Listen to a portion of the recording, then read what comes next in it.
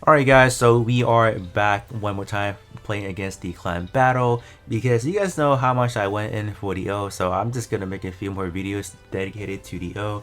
This time around we will be incorporating the O into our team. So we will kind of start things out with the solo one. I think probably the solo one that I'm gonna do, and this is gonna be the team that I'm gonna be using in. So theoretically speaking, if you guys did pull the O, this is going to be a team that you should be able to configure. So we have the O obviously because they kind of advertise that Penelope is going to target a tank. So what's a better tank to use than the O? Being able to evade and all that good stuff. So that's why we are using the O. Let's take a look at how I build the O. Since we are going for more damage base, I went for this specific module.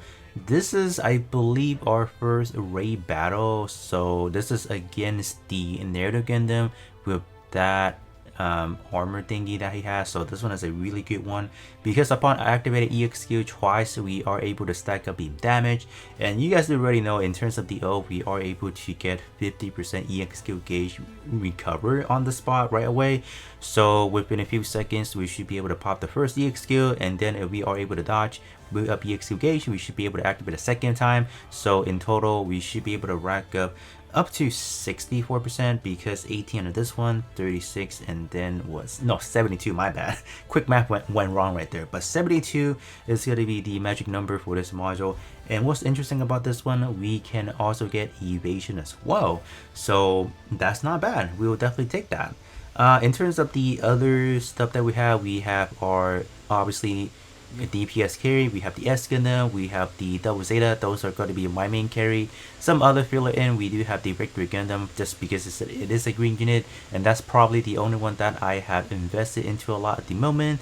We have Ricochet to trying to buff up as S Gundam, and then we have Mark II for the debuff and buff.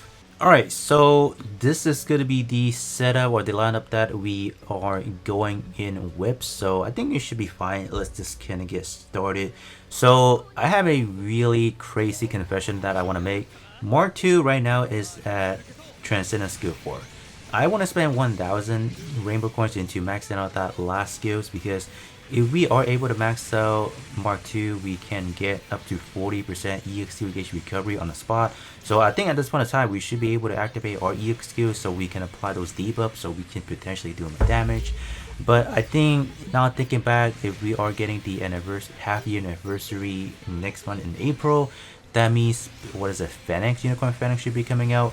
Phoenix is a really good option that I do employ people to probably go into because of the fact that Penelope, or not Penelope, Phoenix at low investment is able to debuff. So finger crossed we have that. But why is Ricochet taking damage? I'm confused.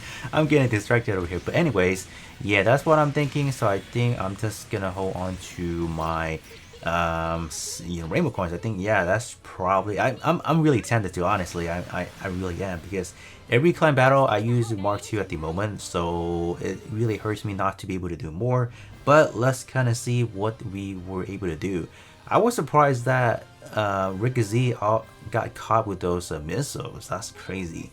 Alright, we did 4,166, so not the best number, honestly. It could definitely be a way more better, but in terms of the damage, okay, the O was actually doing a lot. We can definitely see maybe a good 70 or no, a good 30% of the damage is coming from the EXQ, so it's definitely really prominent how effective that evasion, charging up that EXQ gauge, really nice. So we did take a look at the battle log. We were evading quite a lot, so that's actually pretty good. So pretty nice.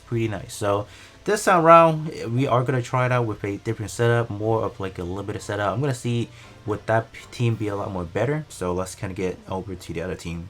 All right, so we switch over to the limited setup team. So gonna be using the usual. We have the Sasabi up front, so hopefully we can take some, not really take some damage, get hit so we can evade, so we can gain some damage. I think for the Unicorn, I mean, like I try other option. I try Mark II for the debuff. I try what is it, easy A for the buffing, but I don't think none of them really were contributing a whole lot in terms of the setup. So I just went with the other option I have, which is the full armor unicorn. We have Zeta. You guys already know how powerful Zeta is, so there's no need to explain furthermore. And we do have the 2 backliner to just do tons of damage. So let's gonna get started. So we are gonna be focusing on the O. Let's kind of see what's going on. All right, so can we make some contact, right? Yep. You're evading already, so we love to see that. So in this situation, I would definitely not expect Sasabi or the full armor unicorn to do damage or damage, because they are unit that needs to get hit first, or do need the attention of the enemy. While in terms of the setup, we just don't. So if you guys can see, they are just dead water in the last 2 spots. So I kind of know, right? But in terms of my other unit that I could use, I just don't have a lot. There weren't a whole lot of unit that I prioritized besides them, so that's why we are kind of stuck in this situation, and I just don't have other option to use, right? But so far we are doing pretty nice. So we did break the 6k barrier, so we will definitely take that. Okay, that's actually 7k. Okay, all right, I'll take that. That looks pretty hot. All right, sure, that looks really good. So let's kind of see the result afterward. All right, 7,445. We will take that. Let's kind of see the damage before right now. So Zeta, we have S Gundam, the O the O is contributing a lot. That's crazy. So I think definitely we were doing a lot of EXQ attacking, evading. Yeah, so like every 5 seconds we were on the timer itself, we were activating our EXQ. So that's actually pretty nice. Okay, all right. Yeah, and I don't think we weren't really missing a lot of shot, like 1 or 2, right?